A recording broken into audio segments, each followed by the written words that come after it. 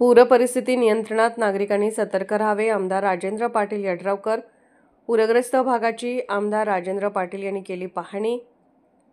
कृष्णा पंचगंगा नदीच्या वाढत्या पाणी पातळीमुळे कुरुंदवाड शहर व परिसरात पूरस्थिती निर्माण झाली आहे.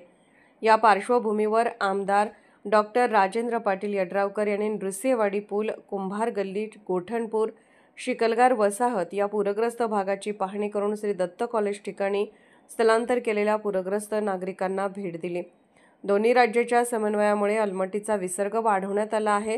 तसेच धरण क्षेत्रात देखील पाऊस कमी झाला असल्याने परिस्थिती नियंत्रणात आहे. नागरिकांनी घाबरून जाऊ नये, सतर्क राहावे असे आवाहन त्यांनी केले. यावेळी बोलताना आमदार डॉक्टर यड्रावकर म्हणाले, गेल्या वर्षी अकिवाड येथे झालेली दुर्घटना अत्यंत दुर्दैवी होती. त्यामुळे नागरिकांनी पाण्यात जाण्याचा प्रयत्न करू नये. आपली सुरक्षितता हाच सर्वोच्च प्राधान्य आहे.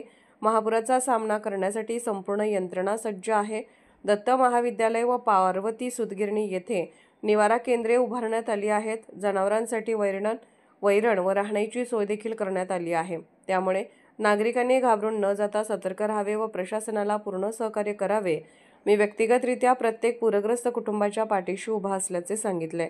या पाहणीत तहसीलदार अनिलकुमार हेळकर, पंचायत समितीचे गटविकास अधिकारी नारायण घोलप, बांधकाम अभियंता राजेंद्र गवडी, नगर परिषदेचे अधिकारी श्रद्धा वळवडे, प्राचार्य RJ पाटील, तलाठी नितीन जाधव, माजी नगरसेवक उदय डांगे, दीपक गायकवाड, शरद आलासे, अक्षय आलासे, जवाहर पाटील, सुरेश बिंदगे, उमेश कर्नाळे, लक्ष्मण चौगले, हिदायत मुजावर, फारुख जमादार यांच्यासह शहरातील पदाधिकारी व नागरिक उपस्थित होते.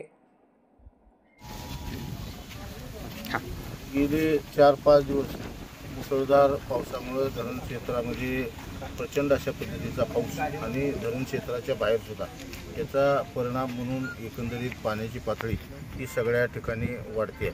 आज सुद्धा काही भागामध्ये या कुरुंदवाड आणि परिसरातल्या काही भागामध्ये पाणी आज वाढले आणि त्यामुळं अनेक काही लोकांचं स्थलांतरित आपण केलं आहे. ज्यांची स्थलांतर केलं आहे त्यांना नाश्त्याची, जेवणाची त्यांची सर्व व्यवस्था ही करायला प्रशासनाला सांगितलेली आहे. त्याप्रमाणे त्यांची व्यवस्था चालू झालेली आहे. का आज सकाळी त्यांचा नाश्ता, चहा हे सगळी व्यवस्था झाली. आता जेवण त्यांना व्यवस्थितपणे द्यायला सांगितलेलं आहे.